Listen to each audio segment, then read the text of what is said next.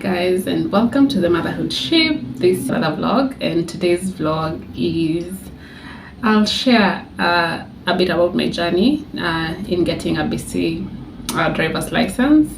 So yeah, I finally got it. I came in as a student here in BC, and I had my full license from Kenya.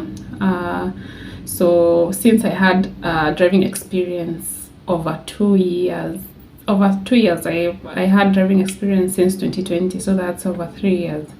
So what they did is that they asked me if I want to go for the graduated licensing program, GLP. Yeah, like you start with the learners, you drive I think for a year, then you go to the novice, then you drive for 2 years or 1 year, then you can get your full license. Or do I want to go fully to get a class 5 full license? So I was like, no, I've already driven, so I would like to go for the full license. So I was coming from a point of frustration, quite honestly, because the public transit system is good, but it was not working anymore because I need some flexibility. Currently we're experiencing the fall, so it has been raining today, and yeah, this is my journey, and if you feel like it resonates with you, feel free to comment down below.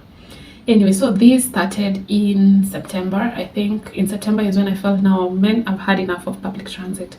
So I went to the nearest nearest service location, and I applied to take the knowledge test. So here you have to take the knowledge test. It's a theory. You go on the computer and you pay for a few dollars. How much was it? Was it $20? $15? Yeah. Then you get to take the knowledge test. So the knowledge test is if you pass the knowledge test, then you get your L. So your L allows you to drive with an accompanying fully licensed driver. So that allows you to practice towards your full license. So I did my knowledge test the first time and I failed. I didn't get 80%. So it's a set of 25 questions and they're very random. They are not the same for any. So you could be seated next to someone, and it's a very strict test. You cannot use electronic devices. You cannot cheat. So you really have to study for the knowledge test. And then I failed it the first time. I took, I think you repeat it after 7 days. So I went back immediately after 7 days, and then I took it again, and I passed. So I passed it on the second attempt, and then that was in August. So after that, now you have to book, you have to drive, like if you want to pay an instructor, you have happens. Back home, we were driving on the left side of the road, and here we drive on the right side of the road. So that makes a lot of things complicated, like the right turns and the left turns. It's crazy. I booked a test in September. In September, just that week towards the test, I felt like, I need to, my husband told me actually, because my husband also is a very good driver, but even him, he had taken the test before, passed on his first attempt. But even him, towards the practical test day, he took some hours from like a driving school. Yeah, so he paid a driving school a few hours just to show them around and see, get an honest opinion from someone who is not your family about how your driving is. Yeah, so he did that. I think he took 3 hours or 2 hours, and he passed his exam. So I went to the same person during my time, and I was like, okay, now I just want to evaluate how good I am, hear someone else's opinion, because so I can feel confident, I guess. So I took 6 hours of driving lessons over that week, including on the day of the exam. I had my exam in the afternoon, so I took an exam at around 11. I took 1 hour of just to polish up and get the mistakes out of my system thing. 1 hour, I went for the lesson 1 hour, and I came directly. I used that driving school car for my exam, and let me tell you, I was nervous because I remember making a few mistakes that really, even the mistakes that cost me my attempt, they were not really it was not really me. Like, I was shocked at, you know, what was I thinking. Yeah, so the instructor assigned to you will come out with your file. It's a file with your evaluation. So it's a full, like, it's an evaluation checklist so that the exams are fair. So they have like a checklist, a category about skills, category about lane positioning, category about everything. Like, it is so that if you fail, there's no question about it. It's just like a proper checklist. Yeah, so my instructor came out and I was like, okay, and I was like, yeah, that's me. And I was trembling.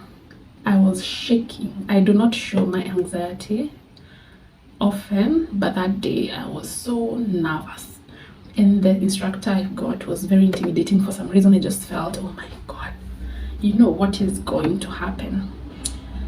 So we went outside, and so first they have to check that your car is can be used for the test. So they check the brake. So they tell you, you know, press the brake. So you have to know.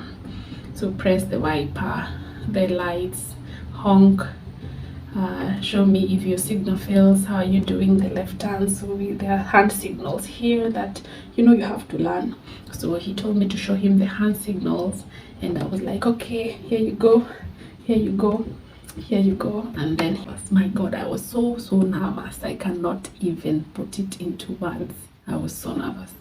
So he came into the car and I was like, okay, do you have any electronic devices? Do you, apart from your phone, do you have any recording devices on the car? And I was like, not that I'm aware of, because this is a driving school car. I am not sure, but I don't think so. I haven't seen it.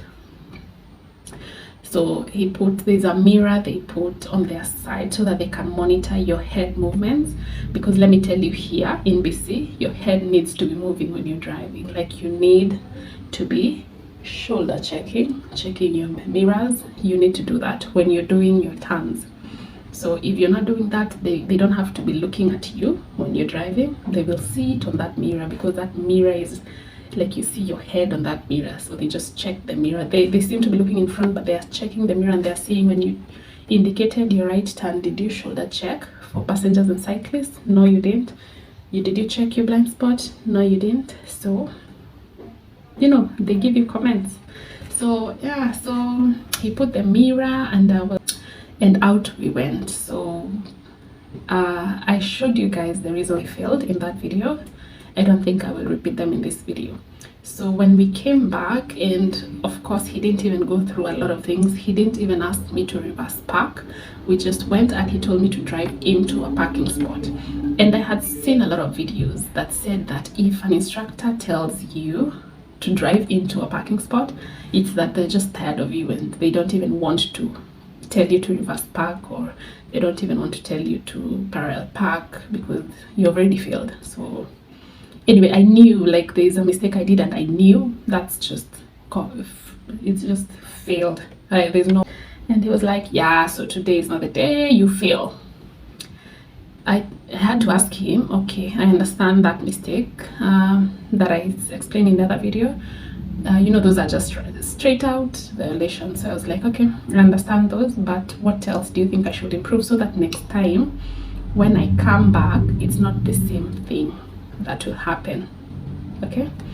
So he was just like, no, you're fine, your shoulder checks. He wasn't interested, you could see. And I was like, okay, you know, I took it. And so they return your L. When you fail, they just give you back your L in the car. So I didn't even want to go back into that office to check for anything. And I felt very bad. Like, I had spent quite a lot of time, quite a lot of money as well on this paid, you know, driving, this paid driving lessons, because it is paid per hour, and it ranges from 78. I've seen people charging 85 here in BC per hour. So you can see, if you're paying $70 an hour, and I took 6 hours, that's $400 and something, and that's a lot of money. So I was so disappointed in myself. Yeah, I was so disappointed in myself, quite honestly. But I just, later I took it positively and said, you know, there's something. I absorbed the failure. I was like, okay, you know, it means something. It means I'm not ready to drive Then God, your first attempt, you have to wait for 14 days. That's 2 weeks before you attempt again. So these 2 weeks is basically they're telling you need more time on the road, like you.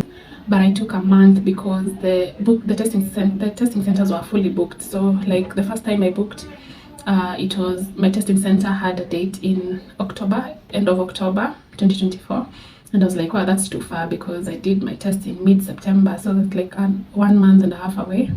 And then I said, I don't have to rush it. By the way, let me just drive. I have my L, so I'm not going to pay any more in driving instructor because I honestly did not have that money. And I also felt like, it dented my confidence, like that experience. So I was like, no, I'm not going to be a driving instructor anymore. So let me just drive around. And then I see if I will get it next time. If I don't, I will still go back the third time. So I took it more positively. So yeah, of course my family was like, my husband was very patient because he was the one I had to drive around with. So when you have an L, you cannot drive alone in the car. You have to drive with someone who has a full license. So it had to be him. So I drove around with him a lot, and he was so patient and he was so helpful with telling me, okay, now when you didn't shoulder check, like reminding me when I'm driving, he's telling me, okay, you need to remember, well, before you indicate, you need to check your mirrors, before you back up into a parking spot, you actually need to do a 360. You didn't do it, so you're going to feel like it. So I was ready. So the next time, so one day I was just sitting in the house. I had my end of October, then I changed it to November, then I changed it to mid-October. So the mid-October date I found it was on that same week of October. So I was like, yeah, today is 18th October. So I did my tests last Saturday. Yeah, that's mid-October, right? And I had booked it like earlier that week. So earlier that week I was just I was just on my laptop, and they said, okay, let me check if someone has because sometimes people book and then they decide they're not ready, so you find dates, closer dates that are just there. So when I went in, I was like, oh, yeah, we have this Saturday is open. They had an open exam time in the morning, and that is what I wanted. I wanted to go early in the morning. I didn't want to go in the afternoon because I feel like even usually I like to do things in the morning, like let me go when you're still fresh before, because the instructor will meet many drivers and he may just be sad from another experience he had, and then he'll bring the frustration to my exam. And I was like, no, I just want to find. That was like that week. So I remember wondering, am I really ready? I've been driving around, and it's like it was exactly a month since my last exam. And then I felt calm. I was like, kwani, if I fail, I will just repeat again. So yeah, I booked it. The email confirmation came and I forgot about it. And then on Friday I was like, oh, tomorrow I have my exam. So I prepared my identification documents and my L. I put it in a file and I slept. I didn't even watch driving videos on YouTube. Like the first time I was watching driving videos on YouTube, I was seeing can I fail my first attempt. I was just watching a lot, and I think it made me nervous. So this time I just relaxed. I did not watch. In fact, I watched a movie. It was a Friday night.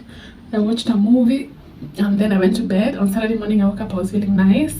I went to the driving test, and I identified myself, booked it, found this wonderful instructor. He was so calm. So we went to the car again. The usual prompts to see whether the car is working, the left turn hand signals, the stop hand signals, and all that, to see if your car fails, you need to use the hand signals. But also the cyclists use these hand signals on the road, so you need to know when they do like this, or they do like this, or do they mean, or they do like this, what does it mean? So yeah, we did the evaluation, satisfied, came into the car. He was so calm the whole time. He didn't make me nervous. He didn't panic, because when your passenger panics, that's it. So he didn't panic, and we were done with it. Yeah, so when we were back, it's just the usual. Went to the roads and then we came back. I knew I hadn't done like a major mistake. You did all your shoulder checks, you just missed one on one spot. So he gave me my reviews, and I was feeling nice. Like my heart was not pumping. Like I was feeling okay, that's not major. It's probably here and there, and there were not so many. Then he said, apart from these few things, everything else was just perfect. I loved your shoulder checks. I loved your you know, when you go to a stop sign, you're analyzing your mirrors and you're aware about your surroundings.